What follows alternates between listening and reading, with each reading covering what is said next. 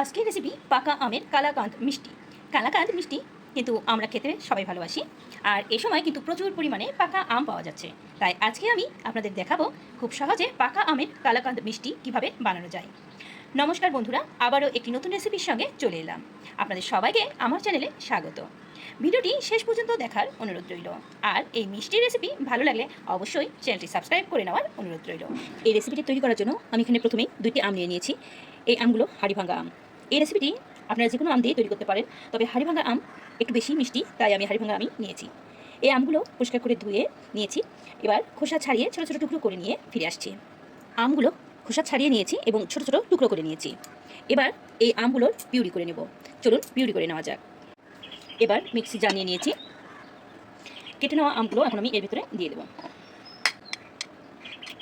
যারা ভিডিওটি দেখছেন এখনও লাইক করেন নাই, প্লিজ একটি লাইক করে নেওয়ার অনুরোধ রইল। আমগুলো পিউরি করে নিয়ে ফিরে আসছি। এই পিউরির ভিতরে কিন্তু কোনো রকম জল দেওয়া যাবে না। আমের পিউরি আমি করে নিয়েছি এবং দেখুন আমের পিউরি কিন্তু যথেষ্ট ঘন রয়েছে। এবার আমি এই আমের পিউরিটা এক সাইড করে রেখে দেবো। এরপরে আমি এখানে 200 গ্রাম ছানা নিয়েছি। আপনারা চাইলে দোকান থেকে পনিরও নিয়ে নিতে পারেন। আমি এখানে 1 লিটার দুধ ভিনেগার দিয়ে ছানা কেটে নিয়েছি, আর এখন একটি মিক্সিং বোলের মধ্যে নিয়ে এটা 3-4 মিনিট খুব ভালো করে মেখে নেব। এই মাখাটা যত ভালো হবে আপনার এই সন্দেশটা কিন্তু ততটাই সুন্দর হবে খেতে। তো এটা 3-4 মিনিট হাত দিয়ে ভালো করে মেখে নিতে হবে।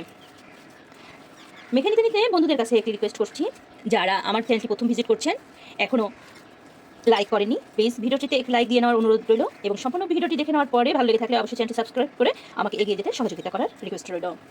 যারা প্রথম থেকে আমাকে সাপোর্ট করছেন পুরাতন বন্ধুরা, তোমাদের অসংখ্য অসংখ্য ধন্যবাদ। এভাবে ভালোবাসা দিয়ে যাও, তোমাদের ভালোবাসায় আরও এগিয়ে যেতে চাই। হাত দিয়ে ঠিক এভাবে মাখাটা করলে অনেক নরম হবে সন্দেশটা। ছানাটা কিন্তু মাখা হয়ে গেছে, আর ছানাটা কিন্তু খুব নরম হয়েছে। তো এবারে আমি দিয়ে দিচ্ছি 1/3 কাপ চিনি। চিনিটা তোমরা কম বেশি করে নিতে পারো। তো আমি চিনিটা এখানে এখন দিয়ে দিলাম। এরপরে আমের পাল্পগুলো আমি এর ভেতরে দিয়ে দিচ্ছি। আস্তে আস্তে পাল্পগুলো আমি সব দিয়ে দেবো। আর এইভাবে এই রেসিপিটি বাড়িতে বানানো কিন্তু খুবই সহজ। একবার বাড়িতে আপনারা ট্রাই করতে পারেন।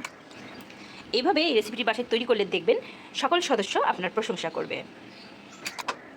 এবার সবগুলো উপকরণ খুব ভালোভাবে আমি মিশিয়ে নেব। মিশিয়ে নিয়ে আমি এটা 5 মিনিটের মতন রেখে দেবো। এতে করে চিনিগুলো গলে যাবে আর ছানার সঙ্গেও সব কিছু একসঙ্গে মিশে যাবে। তো এইভাবে মেখে নিয়ে আমি এখন 5 মিনিট রেখে দেবো। ফিরে আসছি 5 মিনিট পর। ফিরে এলাম 5 মিনিট পরে। এবার দেখুন মিশ্রণটা একদম পারফেক্ট হয়ে গেছে। চিনি আর আমের পাল্প ছানার সঙ্গে খুব ভালোভাবে মিশে গেছে। চলে যাচ্ছি পরবর্তী স্টেপে। ফ্রাই প্যানের ভিতরে একটু জল দিয়ে দিয়েছি। এই জলটি একটু ফুটিয়ে নেব, এভাবে চারিদিকে ছড়িয়ে নেব। এতে করে দুধ জল দেওয়ার সময় দুধটা নিচে লেগে ধরবে না। 1 কাপ লিকুইড দুধ। এবার লিকুইড দুধটা একটু ভালো করে জাল দিয়ে নেব। মিডিয়ামে দুধটা খুব ভালো করে জাল দিয়ে আমি ঘন করে নেব। এখানে 1 কাপ লিকুইড দুধ নিলেই হয়ে যাবে, বেশি নেওয়ার দরকার নেই। দুধটা কিছুক্ষণ জাল দিয়ে নেওয়ার পরে দুধটা কিন্তু ঘন হয়ে গেছে। এই পর্যায়ে গ্যাসের হিটটাকে আমি একদম লোতে করে দেবো। দেওয়ার পরে আমি এখন এর ভিতরে দিয়ে দেবো আগে থেকে করে রাখা যে আমের পিউরিটা করেছি। এবার লোতে রেখে আমের পিউরিটা আমি এর ভিতরে দিয়ে দেবো সম্পূর্ণ। গ্যাসের হিটটা লোতে রেখেই আমের পিউরি দিতে নেবেন, নাহলে কিন্তু নিচে থেকে ধরে যেতে পারে। আর আমের পিউরিগুলো দেওয়ার পরে দুধের সঙ্গে খুব ভালো করে গ্যাসের হিটটাকে লোতে রেখে আমি এটা খুব ভালো করে জাল দিয়ে নেব। 2 থেকে 3 মিনিট এটাকে জাল দিয়ে নেব। ফিরে এলাম 2-3 মিনিট জাল দিয়ে নেওয়ার পরে। এরপরে আমি এখানে দিয়ে দিচ্ছি 1/2 কাপ গুঁড়া দুধ। এবার গুঁড়া দুধটাকে এর সঙ্গে খুব ভালো করে মিশিয়ে নেব। অবশ্যই খেয়াল রাখতে হবে ভিতরে যেন দলা বেঁধে না যায়। আস্তে আস্তে গুঁড়া দুধটা আমের পাল্পের সাথে মিশিয়ে নিচ্ছি। সবগুলো উপকরণ মিশিয়ে নেওয়ার পরে গ্যাসের হিটটা আবারও লো করে দিতে পারেন, তবে আমি লোতে করেই আমি এই রান্নাটা করছি। আর এখানে আপনারা কিন্তু ম্যাঙ্গো এসেন্স দিয়ে দিতে পারেন। এটার গন্ধটা আমার কাছে ভালো লাগে না, তাই আমি এটা এখানে স্কিপ করে গেছি। তো ওটা দিলে খাওয়ার টেস্ট আরও বেড়ে যাবে। লো হিটে আবারও 5 মিনিট আমি জাল দিয়ে নিয়ে ফিরে এলাম। আমি আরও কিছুক্ষণ এটা জাল দিব। জাল দিয়ে আবারও ফিরে আসছি। 5 মিনিট জাল দিয়ে নিয়েছি, একদম শুকিয়ে গেছে। যখন দেখবেন কড়াই থেকে উঠে আসতে চাচ্ছে তখন কিন্তু এটা হয়ে যাবে। এটা হয়ে গেছে। আমি গ্যাসের হিটটা একদম সম্পূর্ণ বন্ধ করে দিলাম।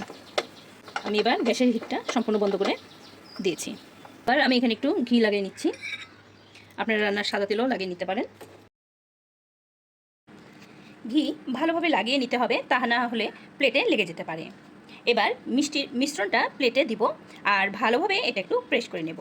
প্রেস করে চৌকো শেপ দেব।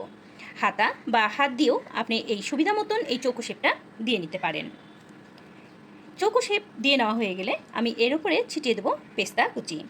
আপনারা আপনাদের পছন্দ মতন যে কোনো ড্রাই ফ্রুটস ছিটিয়ে দিতে পারেন। এরপরে আমি মিষ্টিটা সেট হওয়ার জন্য 15 মিনিট রেখে দেব, এবং এতে করে মিষ্টিটা ঠান্ডাও হয়ে যাবে, সুন্দরভাবে সেট হয়ে যাবে।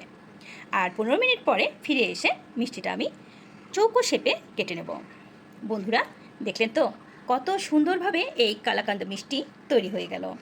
আপনারা চাইলেই কিন্তু খুব সহজেই বাড়িতে তৈরি করে নিতে পারেন। আর তৈরি করলে অবশ্যই আমাকে একটি কমেন্ট করে জানাতে ভুলবেন না এই মিষ্টিটি আপনাদের কেমন লেগেছে। ভালো লেগে থাকলে অবশ্যই চ্যানেলটি সাবস্ক্রাইব করার রিকোয়েস্ট রইল, আর ভালোবেসে বন্ধুদের মধ্যে ভিডিওটি শেয়ার করার অনুরোধ রইল। তাহলে বন্ধুরা আজকে আর ভিডিওটি বড় করছি না, ভালো থাকবেন, সুস্থ থাকবেন, আবারও দেখা হবে নতুন ভিডিওর সঙ্গে। এতক্ষণ আমার সঙ্গে থাকার জন্য ধন্যবাদ।